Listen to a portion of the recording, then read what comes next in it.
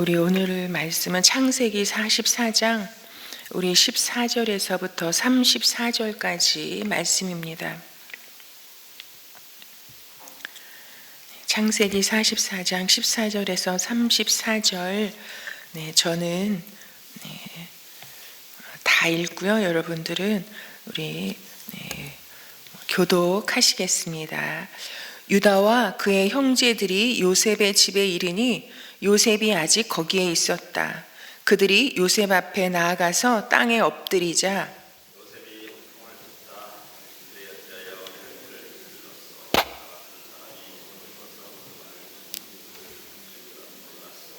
유다가 대답하였다. 우리가 주인 어른께 무슨 할 말이 있겠습니까?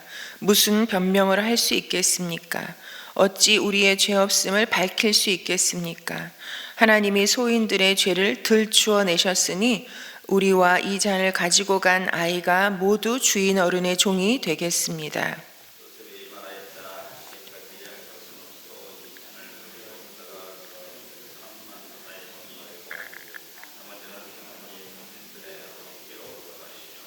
유다가 그에게 가까이 가서 간청하였다. 이 종이 주인 어른께 감히 한 말씀 드리는 것을 용서하여 주시기 바랍니다. 어른께서는 바로와 꼭 같은 분이시니 이 종에게 너무 노여하지 마시기 바랍니다.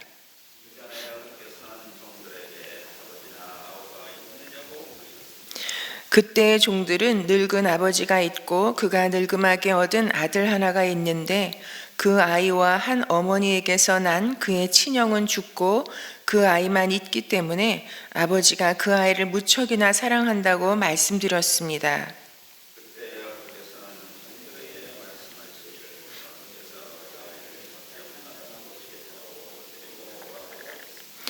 그래서 종들이 어른께 그 아이는 제 아버지를 떠날 수 없으며 그 아이가 아버지 곁을 떠나면 아버지가 돌아가실 것이라고 말씀드렸습니다.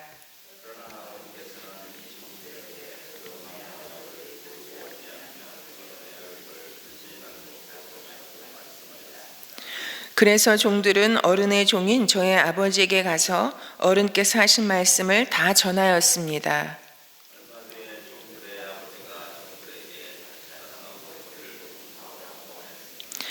종들은 막내 아우를 우리와 함께 보내시면 가겠지만 그렇지 않으면 갈 수도 없고 그분 얼굴을 뵐 수도 없다고 말했습니다.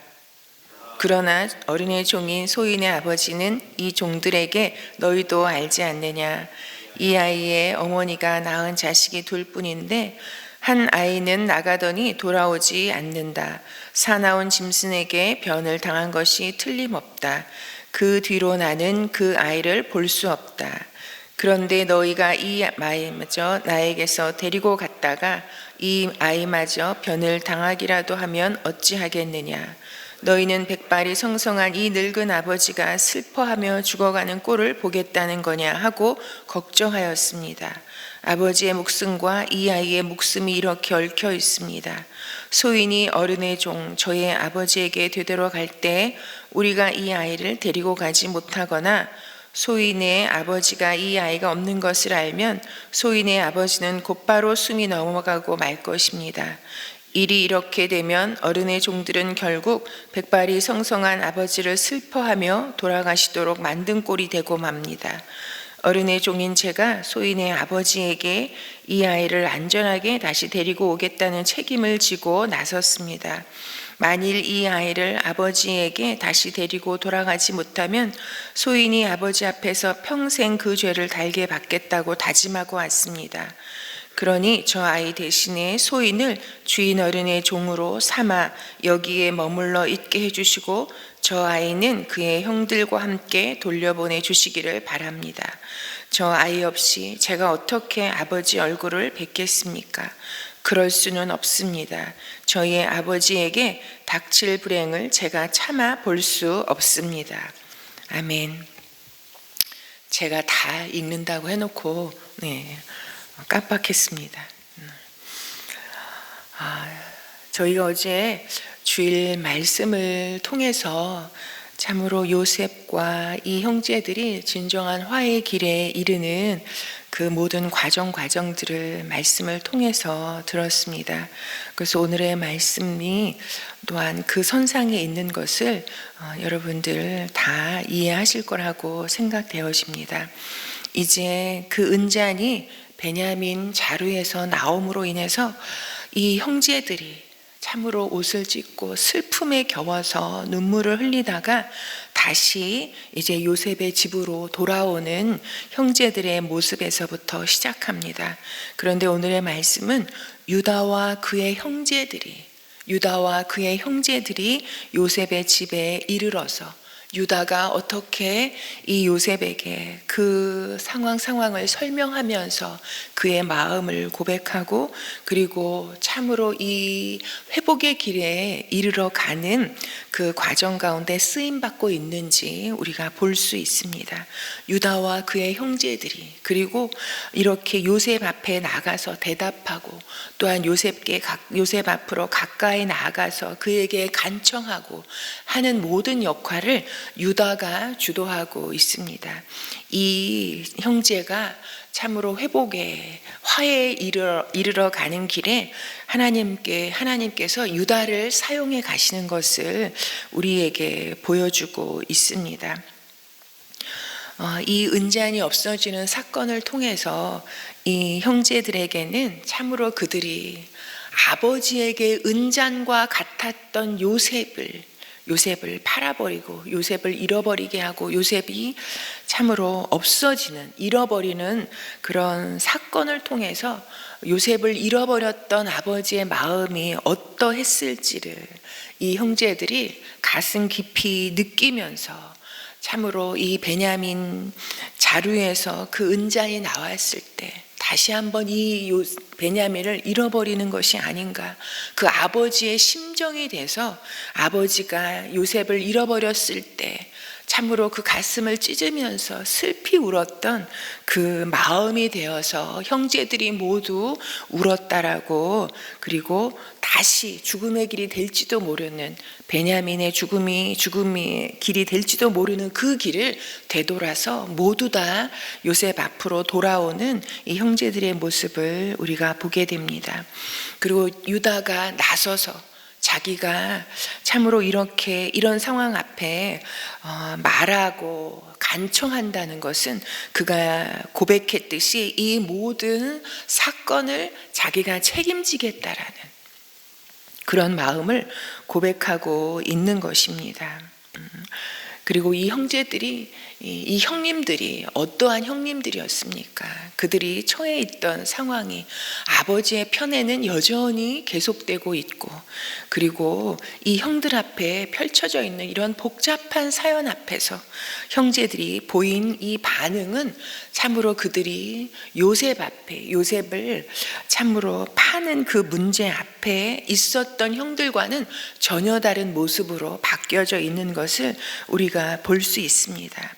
이 형제들에게 있어서 그 자루에서, 베냐민 자루에서 요셉이 찾는 요셉의 그 귀중한 물건, 은잔이 나왔고, 그것이 앞으로 어떤 일이 펼쳐질지 그들이 예상할 수 있었고, 그것이 어떠한 의미인지를 그들이 알았지만 더 이상 이것은 베냐민 한 사람의 문제가 아니라는 것, 이 베냐민의 문제를 자신들의 문제로 동일시하고, 여러분, 형제들은 요셉이 편애받는 것에 참을 수 없는 분노로, 이 살사리를 담은 이런 분노로 요셉 하나를 구별해내고, 그리고 차별해내고, 그리고 그를 죽음의 길로 내보냈던 이 요셉 하나를 버리면 우리가 살겠다라는 그런 마음으로 요셉을 참으로 쳐내는 그런 형제들이었는데,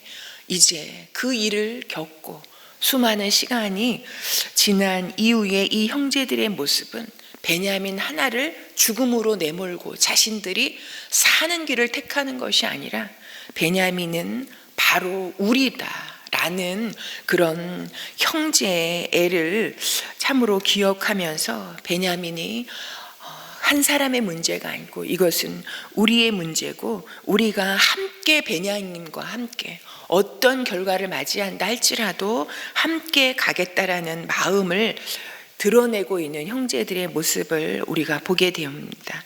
이걸 통해서 여러분, 요셉을 팔았을 때 이 형제들은, 이 형제 공동체가, 가족 공동체가 다 해체되어지고 참으로 깨어진 이런 공동체였지만, 오늘의 이 모습을 통해서는 이 형제 공동체가 다시 회복되어지는 모습을 보여주고 있습니다. 마치 우리 형들이 달라졌어요 하는 모습을 우리가 확인할 수 있습니다. 그동안에 여러분, 믿음의 조상들의 가정들의 역사는 어떠한 역사였습니까? 그 가정 안에 계속해서 분열되어지고 갈등하고, 그리고 경쟁하고 싸우고 이기고, 그런 계속되는 그런 역사였습니다. 그런데 이제 오늘 유다와 그의 형제들은 베냐민을 데리고 요셉 앞으로 돌아오면서, 그리고 유다가 요셉 앞에서 말하고 가까이 가서 간청하면서 이런 참으로 이 참 가족의 모습이 다시 회복되어지고 완성되어 가는 그런 모습을 우리에게 주님 보여주고 계십니다. 여러분, 하나님께서 요셉 이야기를 펼쳐 가시면서 요셉이 그런 죽을 고비를 넘기면서 말도 안 되는 상황을 참으로 겪어가면서 이민자로서 그 당대의 가장 강력한 애굽의 총리의 자리에까지 이르렀다. 여러분, 그런 인간 승리를 보여주시고자 요셉 이야기를 우리에게 펼치신 게 아니라는 것을 우리는 이 형제들이 변화되는 모습을 통해서 확인할 수 있습니다. 여러분, 이 요셉과 관련된 이 12형제가 어떠한 의미입니까? 그런데 이들이 그런 인간사회, 가족으로 엮여서 여러 갈등과 그런 슬픔의 사건, 복잡한 사건들을 거쳐 나가면서, 어떻게 보면 그 전에 형제들은 저게 형제인가, 저게 인간인가, 할 만한 그런 참으로 그런 사람들이고 그런 가족 관계였는데, 그러나 이제는 유다와 그의 형제들이 형제로서의 그런 사랑과 믿음으로 하나 되어지는 그런 운명을 함께하는 공동체로 회복되어지는 것을 보게 됩니다. 여러분, 이것은 무엇입니까? 하나님은 아브라함 한 사람을 불러내신 게 아니에요. 그를 통해서 여러분, 수많은 사람들, 그 뒤에 오고 오는 수많은 사람들에게 믿음의 조상으로 세우시면서, 그리고 아브라함, 이삭, 야곱을 거치시면서, 여러분, 야곱의 이름을 왜 이스라엘로 바꾸십니까? 여러분, 한 사람의 믿음이 아니라 한 가정의 믿음의 구원의 역사를 이루시는 하나님이 아니시라 이스라엘이라는 나라를 세우시고 이스라엘이라는 하나님을 믿는 그 신앙 공동체를 세워가시고, 그리고 그들을 샘플을 통해서 전 영혼들을 하나님의 그 구원의 나라에 다 백성으로 삼으시려는 하나님의 구원의 뜻이 여기에 담겨져 있지 않습니까? 그러면서 야곱에게 왜 12아들을 주셨습니까? 이 12아들을 이렇게 다루어 가신 하나님의 뜻이 어디에 있습니까? 그들의 인간성의 바닥을 다 드러내시고, 그들의 악을 다 드러내시고, 그리고 하나님의 그 인도하심 속에 오늘 유다와 그의 형제들이 이제 형제를 회복하고, 그리고 그 은잔과 같았던 요셉을 잃어버렸을 때 그 아버지의 그 마음이, 자식을 잃어버린 아버지의 마음이 어떠할지를 자신들의 고통과 아픔으로 채울하면서 베냐민을 끌어안고 요셉 앞에 서는 이 형제들의 모습을 통해서, 여러분, 하나님은 이들을 통해서, 이들이 12지파의 조상이잖아요. 이들을 통해서 12지파가 참으로 세워지잖아요. 이 12지파를 통해서 이스라엘이라는 이런 종교의 공동체, 운명 공동체, 믿음의 공동체, 하나님을 섬기는 이런 공동체를 세워가시는 그 일을 이루어 가시는 하나님의 뜻을 우리가 발견해야 합니다. 여러분, 이건 단순히 그냥 한 그 못됐던 생명들이 변화되어지는, 한 사람 한 사람들이 회개하고 하나님께 참으로 요셉의 패 나와 그런 용서를 구하고 그렇게 형제애가 회복되어지는 그 자리에만 머물러 있는 이야기가 아니라는 것입니다. 하나님은 요셉 이야기를 통해서 참으로 야곱 같은 사람을 통해서 이스라엘이라는 나라를 세워가시고, 그리고 이 12지파가 되어지는 형제들을 다루어 가시면서 이스라엘이라는 나라가 어떻게 세워지는지, 그리고 이 12지파가 같은 형제로서, 그리고 믿음의 공동체로서, 그리고 함께 죽음의 사선을 함께 겪어나간 운명 공동체로서 하나님 앞에 어떻게 세워져 가야 하는지, 이들이 하나님 앞에 어떻게 하나가 되어지고 어떻게 협력하면서 이스라엘을 세우신 하나님의 뜻을 이 세상 속에 펼쳐가야 하는지를 이들을 통해서 우리에게 말씀해 주고 계시는 것입니다. 여러분, 그런데 유다가 오늘 여러 가지 고백을 하지만 특별히 이 요셉에게 대답하면서 16절에 보면은 그 하반절에 말씀하고 있습니다. 제가 16절 읽어드릴게요. 유다가 대답하였다. 우리가 주인 어른께 무슨 할 말이 있겠습니까? 무슨 변명을 할 수 있겠습니까? 어찌 우리의 죄 없음을 밝힐 수 있겠습니까? 그 뒤에 말씀이 너무 중요한 말씀이죠. 하나님이 소인들의 죄를 들추어 내셨으니 우리와 이 잔을 가지고 간 아이가 모두 주인 어른의 종이 되겠습니다. 이게 은잔 하나가 베냐민 자루에서 나온 것이 문제가 아니라 요셉 앞에, 인간 앞에도 자신들의 죄가 다 들추어져서 어떻게 변명을 할 여지가 없을 지경으로 자신들의 죄가 다 드러났다라고 고백하면서, 그러나 이 모든 것은, 자신들의 이 죄는 하나님께서 들추어내신 것이다. 하나님께서 우리의 죄를 다 찾아내셔서 이렇게 다 드러나게 하셨다는 것을 고백하고 있습니다. 하나님이 우리의 죄를 들추어내셨다. 하나님이 우리의 죄를 찾아내셨다. 여러분, 하나님은 우리를 예배하는 자를 찾으십니다. 여러분, 거기에는 수많은 의미가 담겨져 있잖아요. 우리의 죄를 찾아내시고 들추어내셨어. 예수 그리스도의 그 보혈로 씻어내시고 우리를 하나님께 예배드리는 백성으로 삼으신 그 하나님이십니다. 여러분, 그러기에 여러분, 이 형제들은 아마 여기에는 단순히 베냐민 자루에서 그 은잔이 나온 그 죄를 들추어내셨다라는 그 의미만은 아니라는 것을 우리가 알고 있습니다. 아마 지금까지 형제들 사이에도 다 함구하고 도저히 입을 열을 수 없는 그 죄악의 비밀들을 다 가슴에 안고, 여러분, 돌덩이를 안고 사는 것 같지 않았겠습니까? 이 순간에 하나님께서 이 모든 것이 그 과거의 사건에서부터 시작된 그 모든 죄악을 하나님께서 오늘 다 들추어내셨다라는 그런 여러 가지 의미들이 담겨져 있을 것입니다.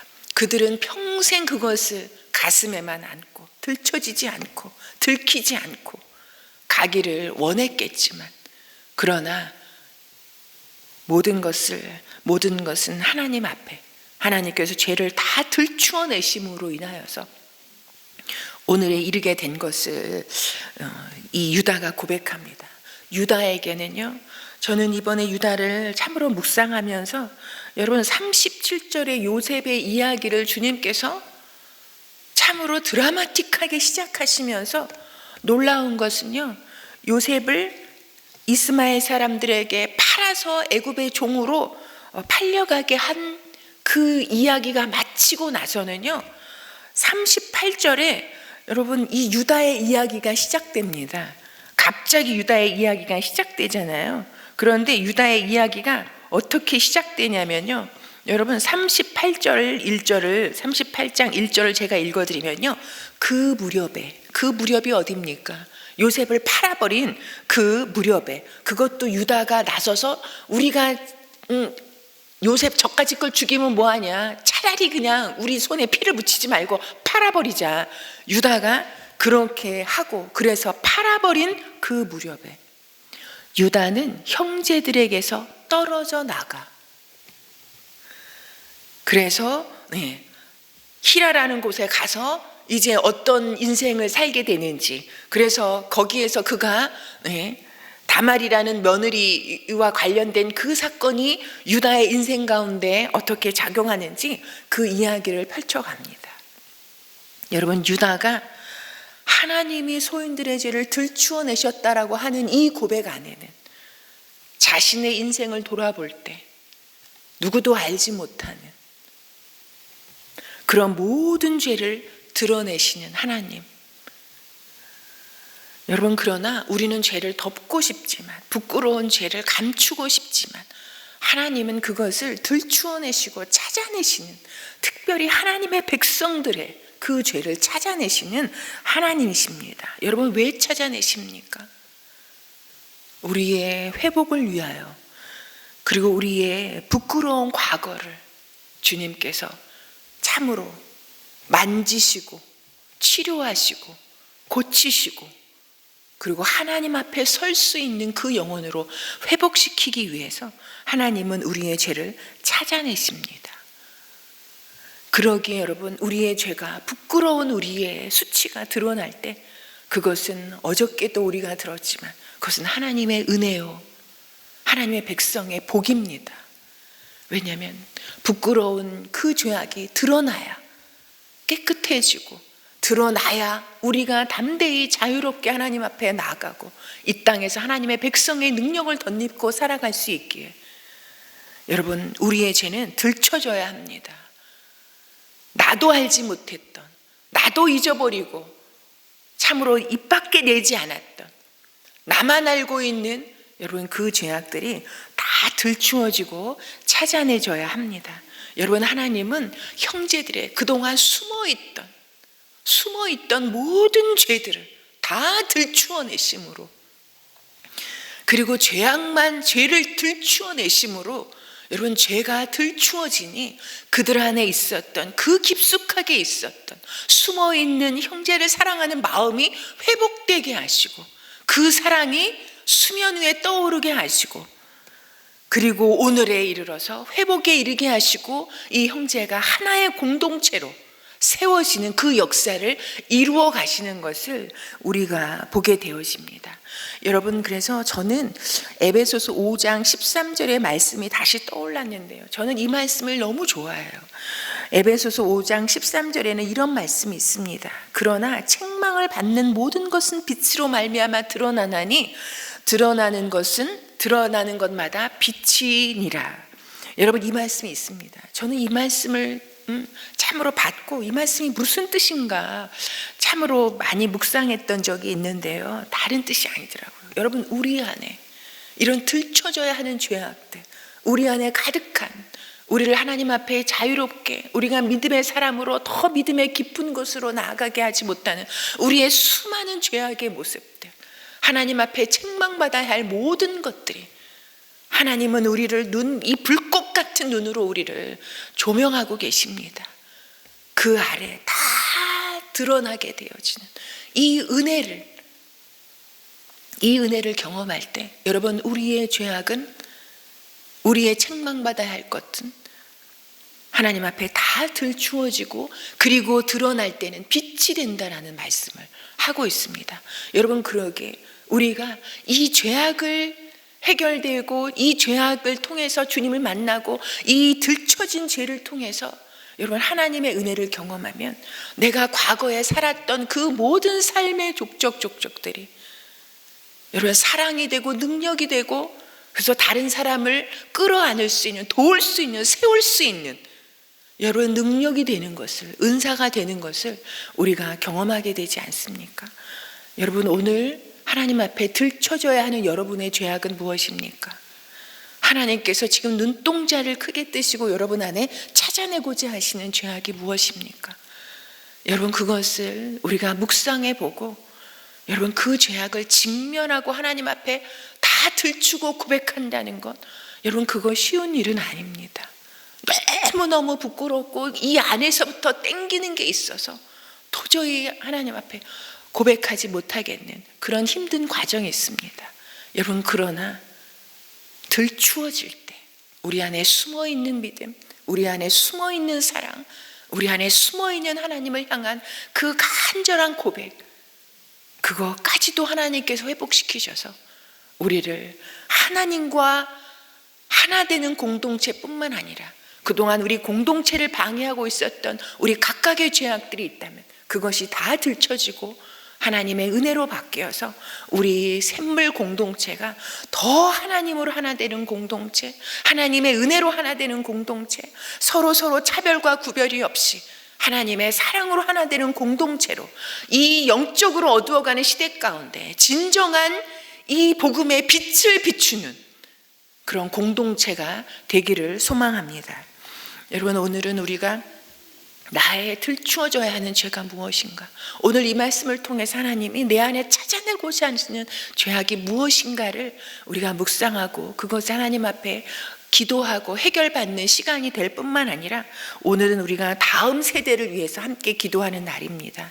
여러분, 우리가 참으로 요셉과 같은 아들, 정말 요셉과 같은 인생을 사는 그런 아들이 되고 자녀가 되기를 소망하는 마음들이 한 번씩 다 있으셨잖아요. 여러분, 그런데 그게 얼마나 엄청난 일인지, 여러분, 요셉은 요셉이고 우리 자녀는 우리 자녀입니다. 우리 다음 세대가